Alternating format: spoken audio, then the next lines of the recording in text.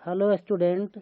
आज मैं आपको भारत में आशुलिपि का चलन कैसे कैसे हुआ इस विषय पर चर्चा करने वाले हैं। अभी पूर्व की क्लास में हमने आपको बताया था कि विश्व में आशुलिपि का उदय एवं विकास कैसे हुआ। उस टॉपिक पर विस्तार पूर्वक हमने चर्चा की है। तो आओ स्टार्ट करते हैं और पूर्ण मनोयोग के साथ में हमारे साथ बने रहें। थोड़ा सा ये वीडियो लंबा होगा क्योंकि लंबी क्लास समथिंग 50-60 मिनट की होगी। तो हमारे साथ बने रहें और सीखने का प्रयास करें। तो आज का टॉपिक है भारत में आशुलिपि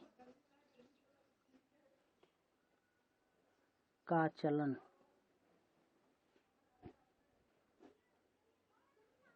चलन कैसे हुआ, कब से हुआ, इसका इतिहास क्या है। इसका कहा जाता है कि पुरातन काल से ही भारत और यूरोपीय देशों में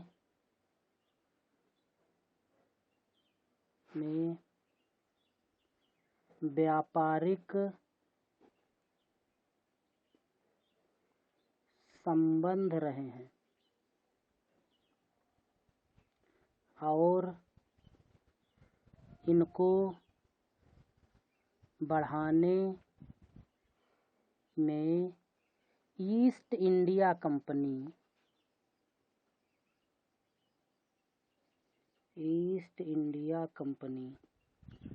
जो इस क्लास में हिस्ट्री के छात्र होंगे उनको पता होगा ईस्ट इंडिया कंपनी क्या है। ईस्ट इंडिया कंपनी का बड़ा हाथ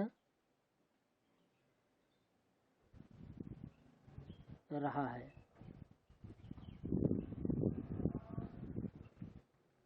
भारत में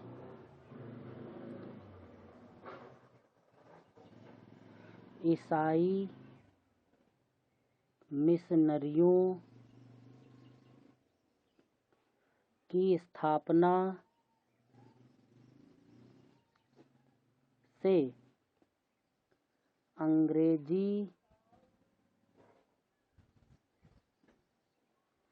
पढ़ने के अनेक साधन फैले। 1857 ईस्वी में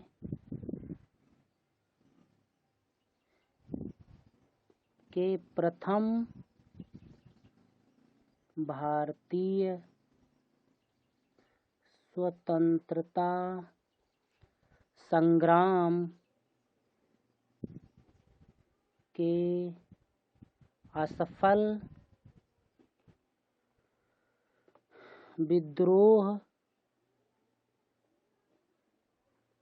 के बाद भारत की शासन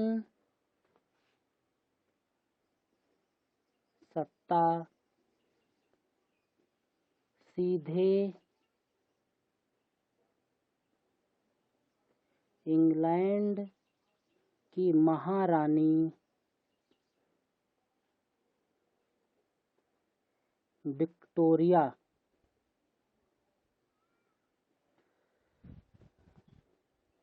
के हाथ में चली गई और धीरे धीरे ब्रिटिश शासन के दौरान अंग्रेजी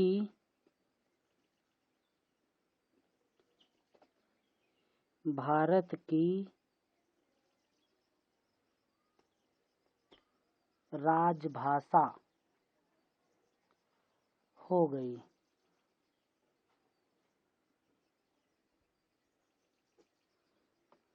ये हमने आपके लिए पैराग्राफ एक लिखा है, आपने सुना होगा आशा करता हूँ मैं। फिर से हम आपको इसको थोड़ा सा समझाने का प्रयास करते हैं।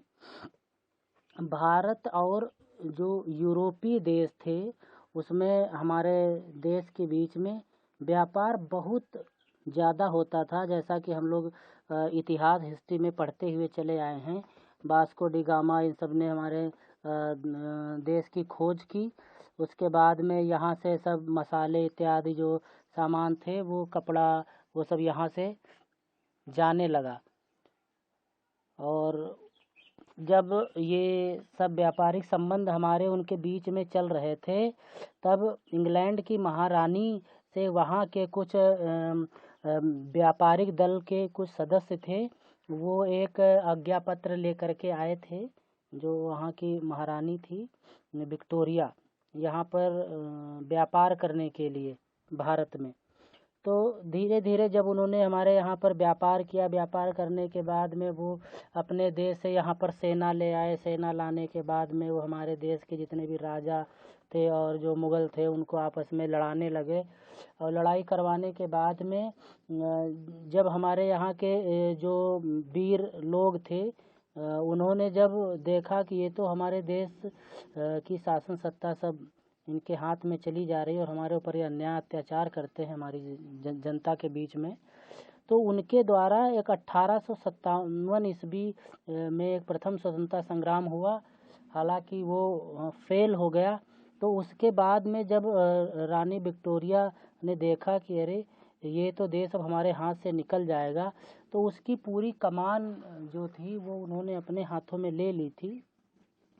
और उसके बाद में अब उनको ऐसा लगा कि अब भारत में अगर हमें और व्यापार करना है, प्रचार प्रसार करना है, तो वहाँ की जो भाषा है जो लोग बोलते हैं, चूँकि यहाँ पर ज़्यादातर हिंदी भाषा, हिंदी भाषी देश था हमारा, तो हिंदी भाषा का ज़्यादा बाहुल्य था और क्षेत्रीय भाषाएं भी बहुत सारी थी।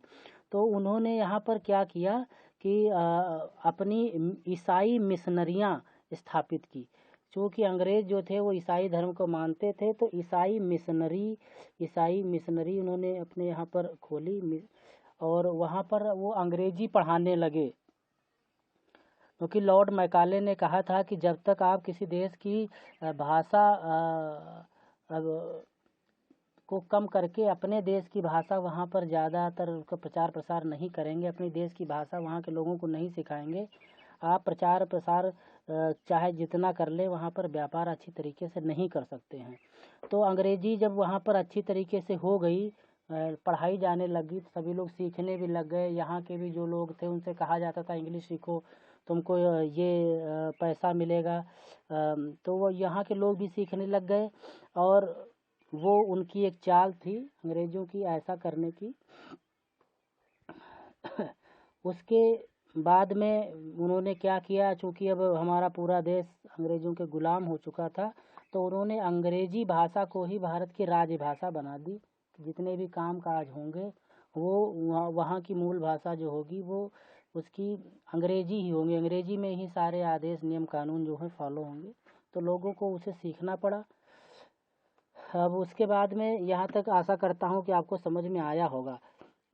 यहाँ पर ये इसलिए बताया जा रहा है क्योंकि पहले जो आशुलिपि चलती थी वो हिंदी आशुलिपि तो थी नहीं, इंग्लिश आशुलिपि थी। तो इंग्लिश आशुलिपि का प्रयोग अंग्रेज़ों के द्वारा तभी किया जाना संभव हो सकता था जब भारत के लोग अंग्रेजी जाने, अंग्रेजी को बोलें, तभी तो उनकी भाषा को स्टेनोग्राफर लोग लिखेंगे स्टेनो में। तो इसलिए यहाँ का जो सिखाने का सारा काम था वो ईसाई मिशनरियों के द्वारा किया जाना प्रारंभ कर दिया गया। उसके बाद में ईस्ट इंडिया कंपनी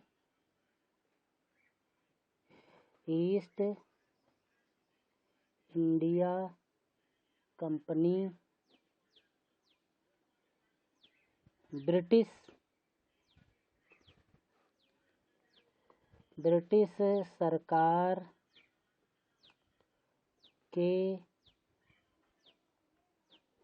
एजेंट के रूप में कार्य करती थी के रूप में कार्य करती थी। अतः कंपनी के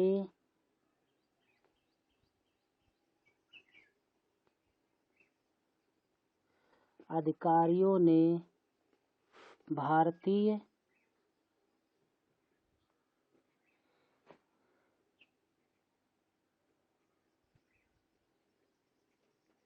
कर्मचारियों को अंग्रेजी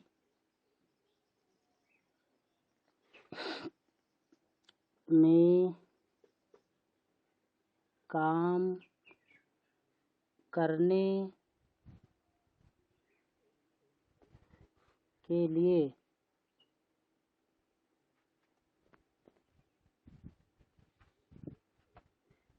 प्रोत्साहित किया।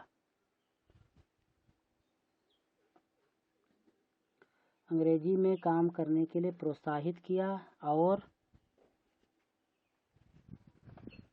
भारतीय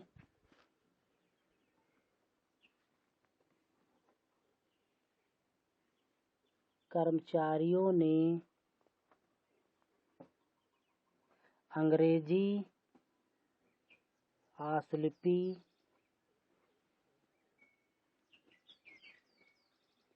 भी सीख ली।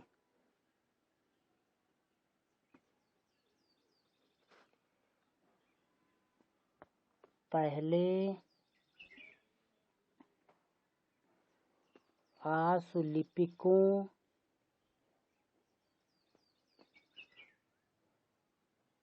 का प्रयोग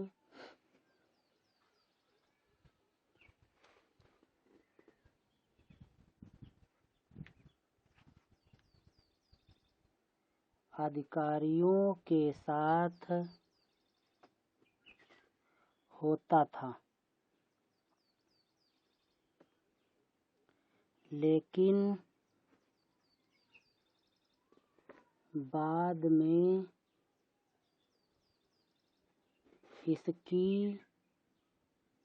उपयोगिता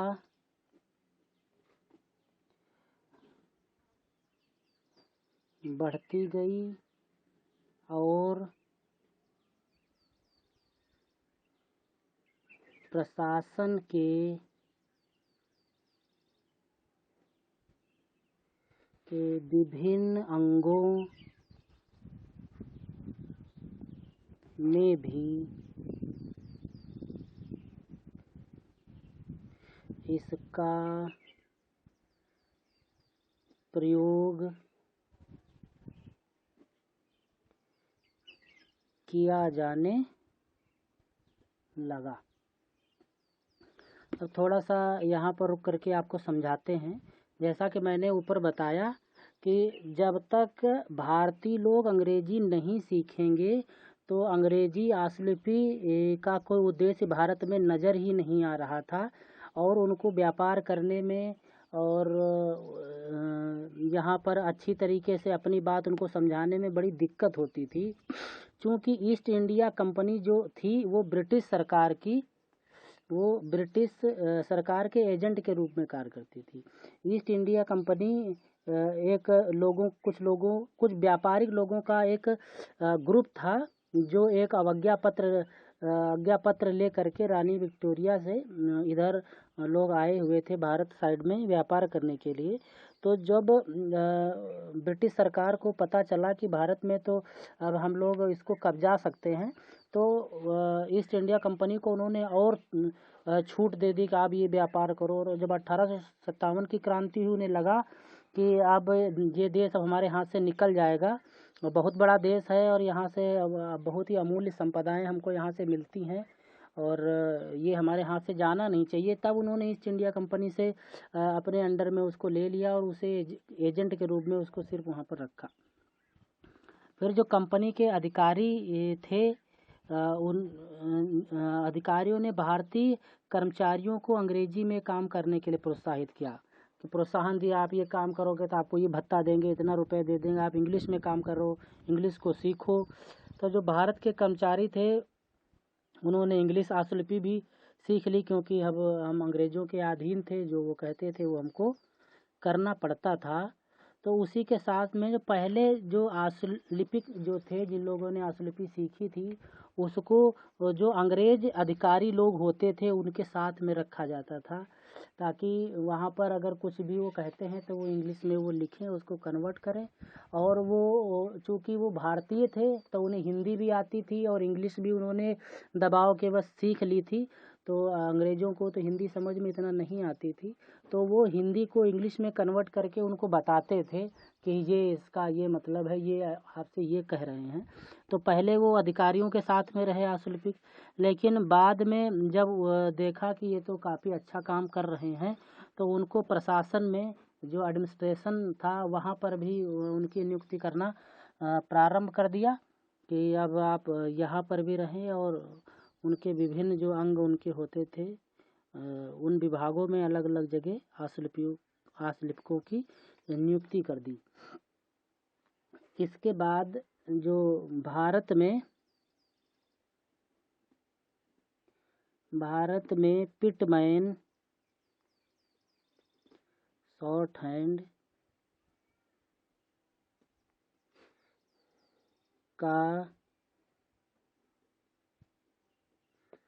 का विधिवत प्रशिक्षण पहली बार 1884 ईस्वी में मद्रास में प्रारंभ हुआ।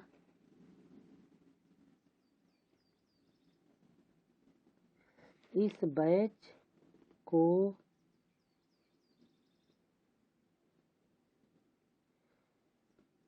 प्रशिक्षण मिस्टर लूकर ने दिया। बाद में 1886 ईस्वी में श्री के एस अय्यर के नेतृत्व में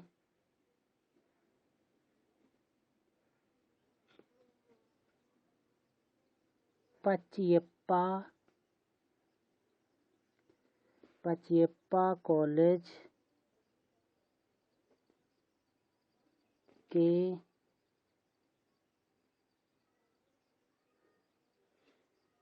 ट्रस्टियों ने एक कॉमर्शियल स्कूल की स्थापना की।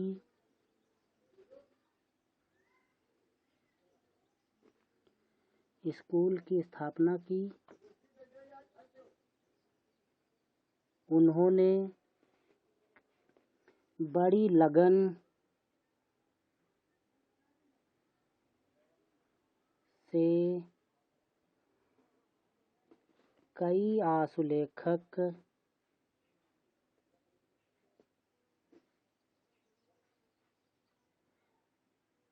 तैयार किए और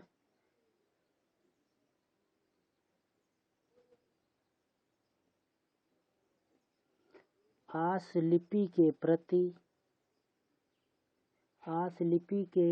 प्रति लोगों में आकर्षण पैदा किया।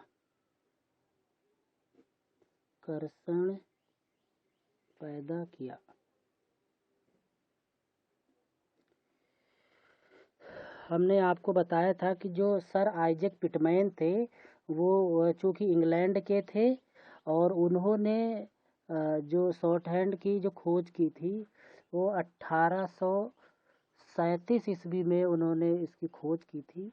और ये सभी अंग्रेज इंग्लैंड से आए हुए थे, तो वो शॉर्ट हैंड जो थी वो कई देशों में कई भाषाओं में प्रचलित हो गई थी।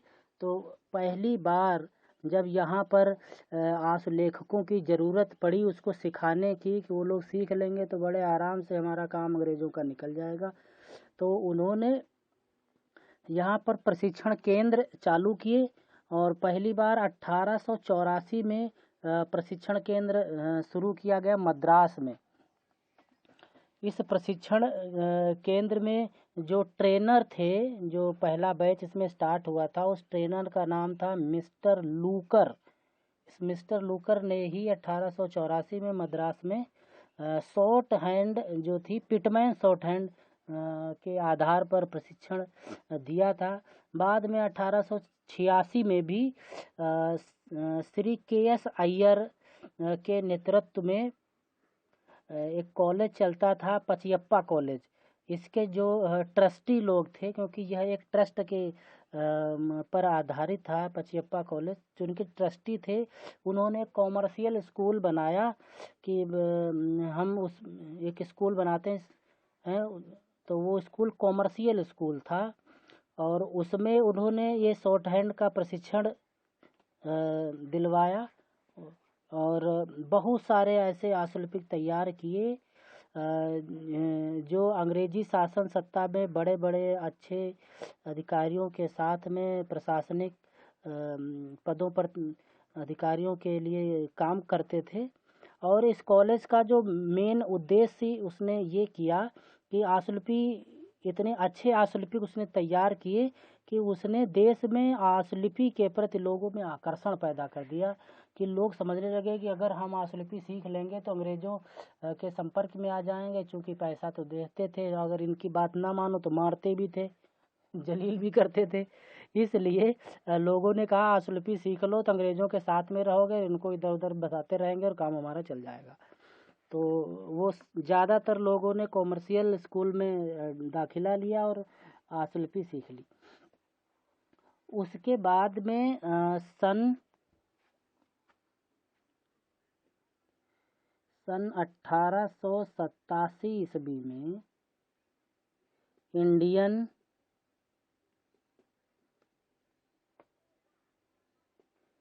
इंडियन नेशनल कांग्रेस की स्थापना की पहली बैठक की कार्यवाही 1887 ईस्वी में इंडियन नेशनल कांग्रेस की पहली बैठक की कार्यवाही की रिपोर्ट लेने में आशुलेखकों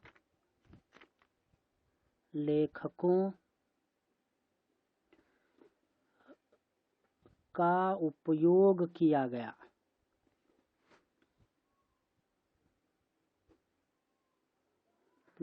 गया और प्रथम भारतीय रिपोर्टर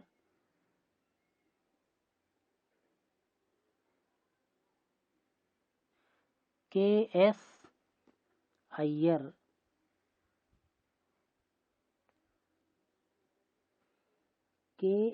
अय्यर ने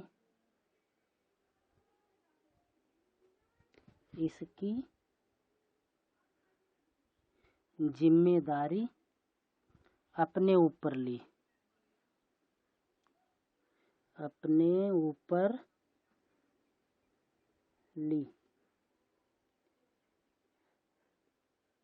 इससे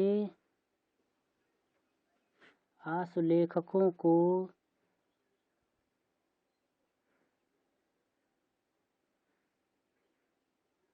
जन समर्थन भी मिला।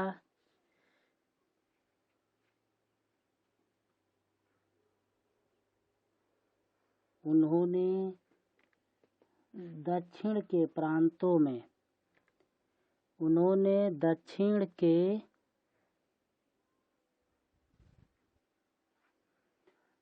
प्रांतों में अपने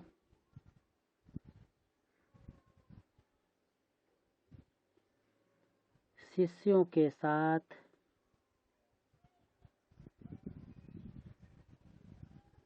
तत्कालीन अधिकारियों का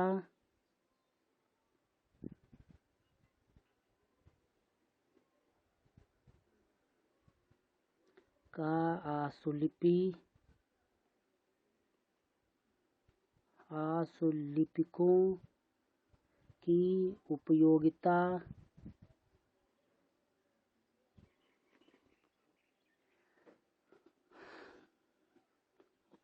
समझाई और उनकी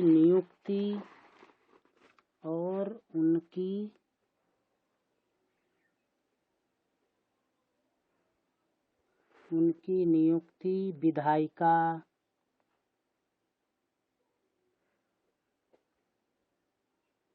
और न्यायपालिका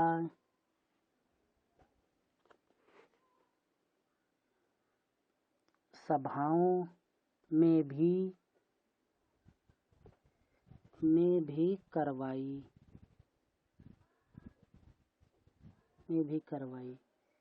इसलिए वे भारत में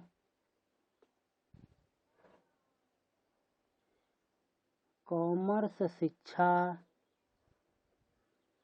के प्रतिपादक माने जाते हैं। अब मैं आपको इस पैराग्राफ में जो लिखा उसको थोड़ा सा एक बार आपको रिवाइज करा देते हैं, ताकि आपको थोड़ा सा समझने में कोई दिक्कत ना हो और फ्लो आपका बना रहे।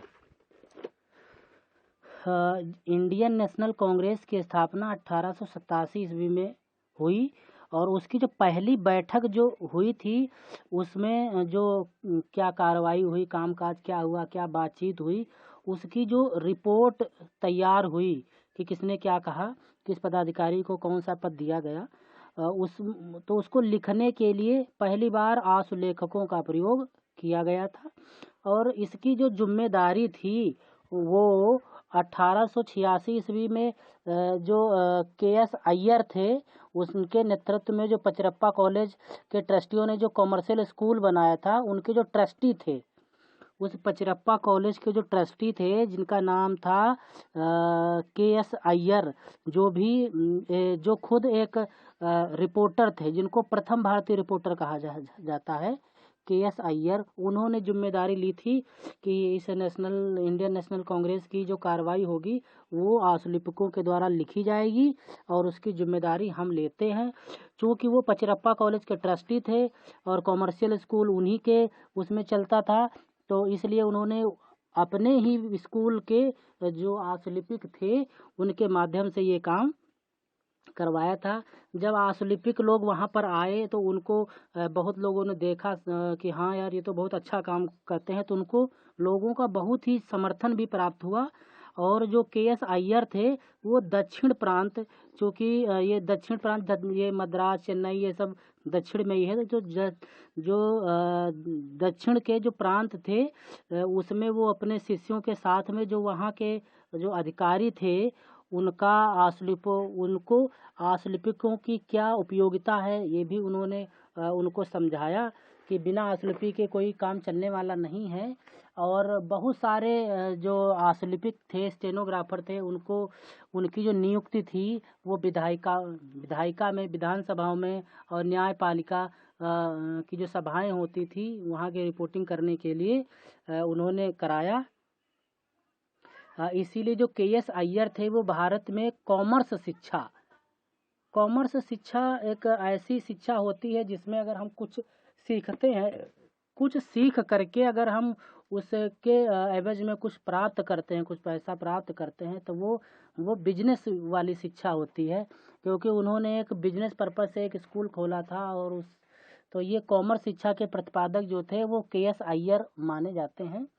तो ये जो टॉपिक हमने आपको बताया कि भारत में आशुलिपि का चलन कैसे कैसे हुआ, तो ये यहाँ तक जो चलन अभी तक चला ये सब इंग्लिश शॉर्ट हैंड का ही है, और जिसमें सर आइजैक पिटमैन की जो शॉर्ट हैंड थी वो बहुत ज़्यादा फेमस हुई थी यहाँ पर।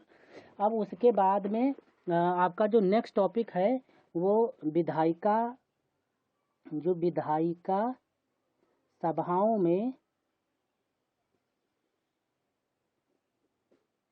विधायिका सभाओं में आशुलिपि का प्रयोग, आशुलिपि का प्रयोग, जो विधायिका सभाएं होती थी वहाँ पर आशुलिपि का प्रयोग किस तरीके से होता था उसके बारे में समझाएंगे। ये आपका नया टॉपिक है, ये अलग से पूछ लेता है कि विधायिका सभाओं में आशुलिपि का प्रयोग कैसे किया जाता था, स्पष्ट रूप से व्याख्या कीजिए, तो आपको समझाना पड़ेगा। तो स्टार्ट करते हैं। देखिए कहते हैं कि गवर्नर जनरल की काउंसिल, गवर्नर जनरल की काउंसिल की कार्यवाही की शब्दशः रिपोर्ट लिखने के लिए पहली बार 1890 ईस्वी में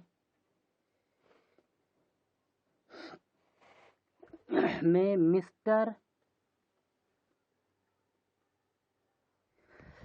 1890 ईस्वी में मिस्टर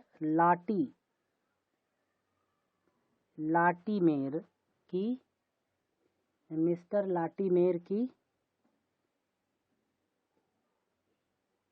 नियुक्ति की गई थी, जो कि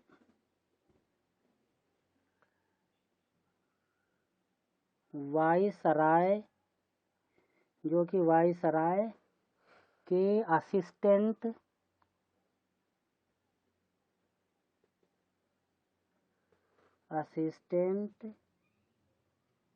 प्राइवेट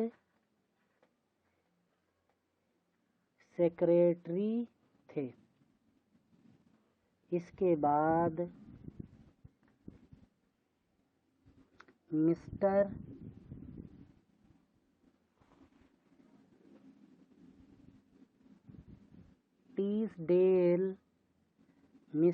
टीसडेल को पूर्णकालिक रिपोर्टर के रूप में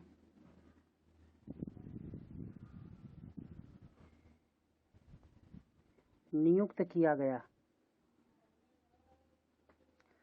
जिन्होंने बहुत समय तक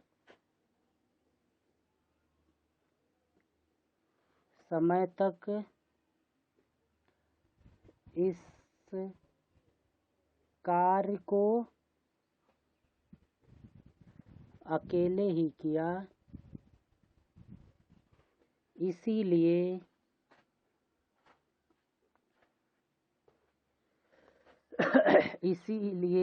उन्हें भारत में संसदीय रिपोर्टिंग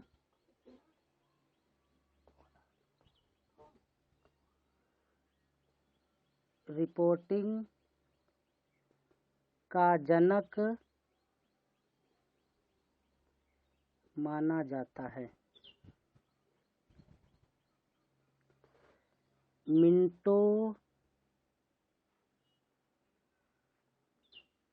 मुरले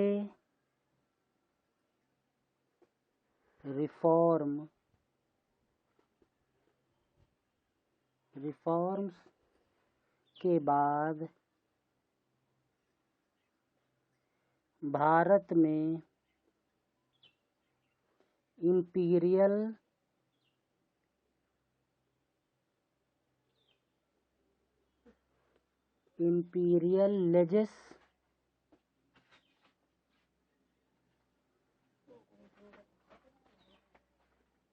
लेजिस्लेटिव काउंसिल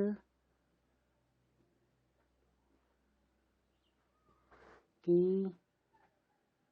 स्थापना हुई,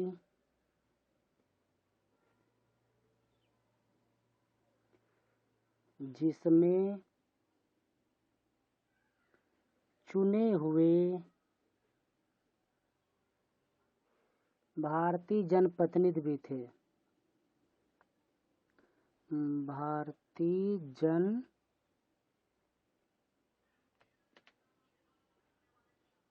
जनप्रतिनिधि भी थे। उनके भाषणों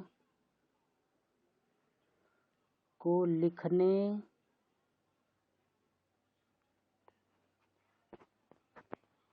के लिए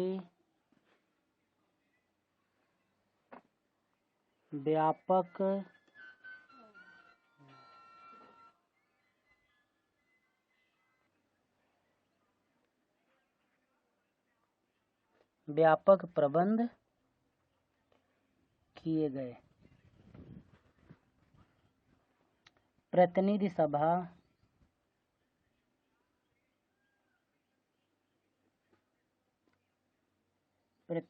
सभा की बैठकें लंबे समय तक चलने से 8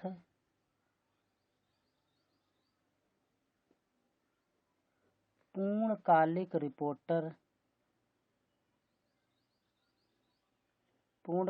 रिपोर्टरों की नियुक्ति की गई, जिन्हें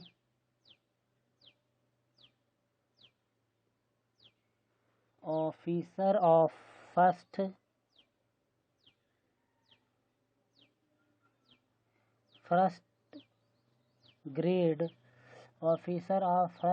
ग्रेड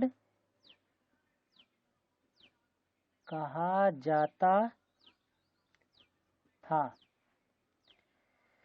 अब थोड़ा सा इस पैराग्राफ पर आपका ध्यान फिर से आकर्षित करना चाहता हूँ कि जो विधायिका जो सभाएं होती थी वहाँ पर आशुलिपि का क्या कार्य था और कैसे कैसे इसकी शुरुआत हुई जब विधायिका सभाएं प्रारंभ हुई। तो कहा जाता है कि यहाँ पर जो गवर्नर जनरल की काउंसिल की जो कार्रवाई होती थी उसको शब्दशः लिखना पड़ता था कि किसने क्या कहा क्या बोला। तो उसको लिखने के लिए पहली बार 1890 ईस्वी में मिस्टर लाटीमेर की नियुक्ति की गई। एक रिपोर्टर थे मिस्टर लाटीमेर, तो उनकी नियुक्ति की गई, जो कि वायसराय के असिस्टेंट प्राइवेट सेक्रेटरी थे। जो वायसराय होते थे उनके असिस्टेंट प्राइवेट सेक्रेटरी के रूप में वो कार्य करते थे। इसके बाद में मिस्टर टीसडेल को पूर्णकालिक रिपोर्टर के रूप में नियुक्त किया गया। मतलब वो अब सिर्फ उसी काम के लिए ही रहेंगे जो गवर्नर जनरल की काउंसिल की रिपोर्टिंग करेंगे। उनका नाम था उस रिपोर्टर का मिस्टर टीसडेल। उसके बाद में उन्होंने ये कार्य बहुत ही लंबे समय तक किया। इसके बाद भारत में संसदीय रिपोर्टर का जनक माना गया, क्योंकि उन्होंने इतने लंबे समय तक काम किया कि इन्होंने मिस्टर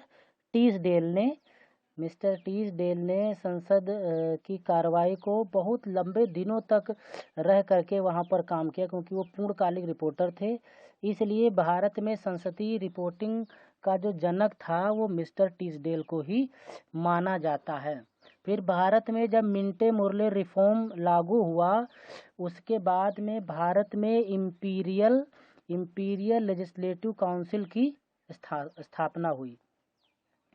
इम्पीरियल लेजिस्लेटिव की जब स्थापना हुई तब उसमें कुछ सदस्यों को चुना जाता था, जिसमें से भारत के भी कुछ सदस्य चुने जाते थे। जब उसमें सदस्य लोग हुए, उनके भाषणों को लिखने के लिए व्यापक तौर से प्रबंध किया गया, क्योंकि जब संसद चलती है तो जब असेंबली चलेगी तो उसमें सब किसी को बोलने का, अपना पक्ष रखने का मौका मिलता है।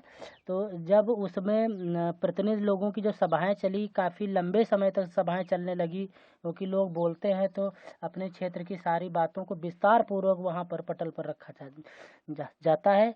इसलिए उनकी बातों को लिखने के लिए 8 पूर्णकालीन रिपोर्टरों की नियुक्ति की गई, जिनको ऑफिसर ऑफ फर्स्ट ग्रेड, ये आपको विशेष तौर से याद रखना है कि ऑफिसर ऑफ फर्स्ट ग्रेड किसे कहा जाता है। तो आप बताएंगे कि जब भारत में इम्पीरियल लेजिस्लेटिव काउंसिल की जब स्थापना हुई थी तो उसमें प्रतिनिधि सभाओं की बैठकों को लिखने के लिए जिन 8 कालिक रिपोर्टरों की नियुक्ति हुई थी, उन्हें ही ऑफिसर ऑफ फर्स्ट ग्रेड कहा जाता था। ये आपसे पूछा जा सकता है। तो आशा करता हूँ ये आपको समझ में आया होगा कि विधायकी सभाओं में आशुलिपि का प्रयोग कैसे प्रारंभ हुआ था। अब उसके बाद में 1929 ईस्वी में ईस्वी तक कुल 12 रिपोर्टर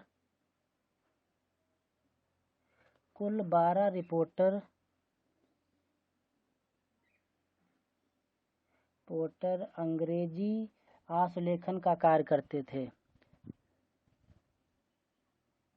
आशुलेखन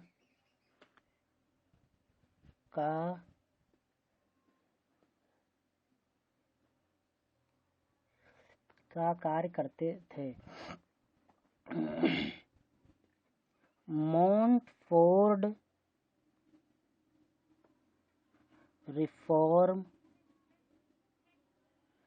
रिफॉर्म्स के बाद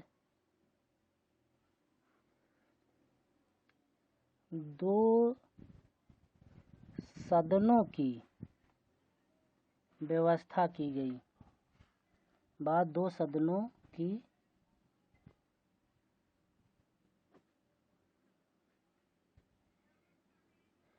सदनों की व्यवस्था की गई और दोनों सदनों में अलग अलग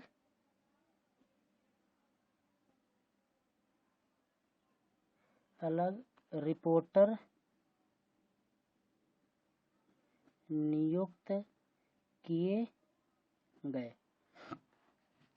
तो ऑफिसर ऑफ फर्स्ट ग्रेड जब हुआ, उसके बाद में 1929 तक हमारे यहाँ पर जो विधायिका सभाएं जो चलती थी जनप्रतिनिधि की, उसमें सिर्फ 12 रिपोर्टर ही थे जो रिपोर्टिंग का काम करते थे। उसके बाद में भारत में मॉन्टफोर्ड रिफॉर्म लागू हुआ। उसके बाद में यहाँ पर 2 सदन बनाए गए और उन दोनों सदनों में अलग अलग रिपोर्टर नियुक्त किए गए जो वहाँ की रिपोर्टिंग करते थे। अब ये आपने देखा कि विधायिका सभाओं में आशुलिपि का चलन कैसे कैसे हुआ। अब अगर आपको समझ में ना आया हो तो हम एक बार फिर से इसको रिवाइज कर दें, जिससे आपको अच्छी तरीके से समझ में आ जाए। तो सबसे पहले गवर्नर जनरल की काउंसिल की कार्रवाई को शब्दशः रिपोर्ट लिखने के लिए पहली बार 1890 में मिस्टर लाटीमेर, एक्चुअल में ये नाम थोड़े से इंग्लिश नेम है, इसलिए थोड़ा सा आप लोगों को याद रखना है, सन और नेम याद रखना है। तो ये नियुक्त किए गए थे। नाम था मिस्टर लाटीमेर। और चूँकि आशुलिपि की आवश्यकता इसलिए भी पड़ती है क्योंकि आशुलिपिक जो सुनता है और उसको ही लिखने का प्रयास करता है। इसलिए उसके बाद में जो नियुक्त की गई थी मिस्टर लाटीमेर की, वो वायसराय के असिस्टेंट प्राइवेट सेक्रेटरी थे।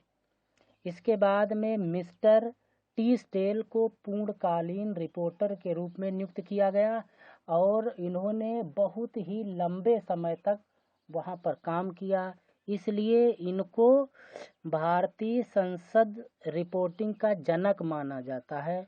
जनक इसीलिए माना जाता है क्योंकि ये पूर्णकालीन पद पर थे और उन्होंने बहुत ज़्यादा समय तक रह करके वहाँ पर कार्य किया था। उसके बाद में जब मिंटो मुरले रिफॉर्म्स लागू हुआ भारत में, उसके बाद में इम्पीरियल लेजिस्लेटिव काउंसिल की स्थापना की गई और वहाँ पर जब चुने हुए भारतीय जनप्रतिनिधि भी थे और अंग्रेज लोग थे, तो उनकी प्रतिनिधि सभाओं को लिखने के लिए वहाँ पर व्यापक प्रबंध किया गया कि जो ये भाषण देंगे जनप्रतिनिधि, वो क्या कहेंगे अपने क्षेत्र की बातों को, जो वो वहाँ पर पटल पर रखेंगे, उसको लिपिबद्ध करने के लिए भी व्यवस्था की गई। इसके लिए वहाँ पर 8 पूर्णकालीन रिपोर्टरों की नियुक्ति की गई और ये 8 पूर्णकालीन जो रिपोर्टर थे उनको ऑफिसर ऑफ फर्स्ट ग्रेड कहा जाता है। और इसके बाद में 1929 यानी 1929 ईस्वी में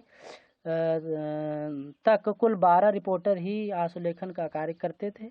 उसके बाद में दोबारा हमारे देश में मॉन्टफोर्ड रिफॉर्म लागू हुआ। उसके बाद में 2 सदन हमारे यहाँ पर बनाए गए, उच्च सदन निम्न सदन। उसके बाद में उन दोनों सदनों में अलग अलग रिपोर्टिंग करने के लिए रिपोर्टर जो थे वो नियुक्त किए गए थे। तो आशा करता हूँ आपको ये अच्छी तरीके से समझ में आ गया होगा। और इसमें इस टॉपिक में हमने भारत में आशुलिपि का क्या चलन था वो हमने बताया, शुरुआत से ले करके कैसे व्यापारी व्यवस्था हमारे देश में प्रारंभ हुई। उसके बाद में देश में 1857 की क्रांति हुई और इस क्रांति के बाद में महारानी विक्टोरिया ने ईस्ट इंडिया कंपनी के अधिकार अपने हाथों में ले लिए और उसे सिर्फ एजेंट के रूप में वहाँ रखा। और उसके बाद में उन्होंने वहाँ पर ईसाई मिशनरियाँ स्थापित की, अंग्रेजी को बढ़ावा दिया जिससे कि वो अपनी बात वहाँ के लोगों को बता सकें और ताकि उनको व्यापार करने में आसानी हो सके। फिर वहाँ के लोगों को कहा कि आप यहाँ के काम इंग्लिश में, अंग्रेजी भाषा में कीजिए। लोगों को प्रोत्साहन दिया, लोग प्रोत्साहित हुए और आशुलिपि भी सीख ली। और जब आशुलिपि वहाँ के लोगों ने सीखी तो आशुलिपि सीखने के बाद में उनको वहाँ के अच्छे अच्छे पदों पर भी नियुक्त किया गया। पहले तो अधिकारियों के साथ में उनको रखा गया और बाद में उनको विधायिका सभाओं में भी उनको नियुक्त किया गया। भारत में पहली बार जो 1837 में इंग्लैंड में सर आइजैक पिटमैन ने अपनी शॉर्ट हैंड का आविष्कार किया था, उसी का प्रशिक्षण 1884 में मद्रास में दिया गया। उसके बाद में मिस्टर लूकर ने इस बैच को प्रशिक्षित किया। बाद में 1886 में के.एस. अय्यर के नेतृत्व में पचियप्पा कॉलेज के जो ट्रस्टी थे उन्होंने मिल कर के एक कॉमर्शियल स्कूल की स्थापना की। उसमें उन्होंने आशुलिपिक की बहुत अच्छी शिक्षा दी और बहुत ही अच्छे आशुलिपिक तैयार हुए और उन्होंने आशुलिपिक के प्रति लोगों को आकर्षित भी किया। और उसके बाद 1887 में जब इंडियन नेशनल कांग्रेस की जब पहली बैठक हुई तो उसको लिखने के लिए आशुलेखकों ने ही कार्य किया और उन्होंने इस बैठक की जो जिम्मेदारी थी वो प्रथम भारतीय रिपोर्टर जो के.एस. अय्यर थे, जो कॉमर्शियल स्कूल के ट्रस्टी भी थे, उन्होंने ली। और उन्होंने दक्षिण के जितने भी प्रांत थे वहाँ पर अपने शिष्य अर्थात जो उनके आशुलिपिक थे उनके बारे में उन्होंने अधिकारियों से बताया कि ये क्या कर सकते हैं और उनकी नियुक्ति उन्होंने विधायिका और न्यायपालिका सभाओं में भी करवाई। और इसीलिए के.एस. अय्यर को कॉमर्स शिक्षा के प्रतिपादक के रूप में जाना जाता है। और ये सब हमने आपको इतिहास के बारे में बताया। आशा करता हूँ ये सब आपको समझ में आया होगा। अगर कहीं पर भी कुछ समझ में ना आए या कुछ लिखने में कोई आपको वैसा लगता है कि समझ में नहीं आया, तो आप ज़रूर हमसे पूछें। कि हमारा उद्देश्य आपको एक बेहतर ज्ञान देना है। इस ज्ञान के बल पर आप आगे जाएंगे और एक उचित समाज को स्थापित करने का प्रयास करेंगे। तो फिर मिलते हैं आशुलिपि के अगले अध्याय में एक नए जोश के साथ में।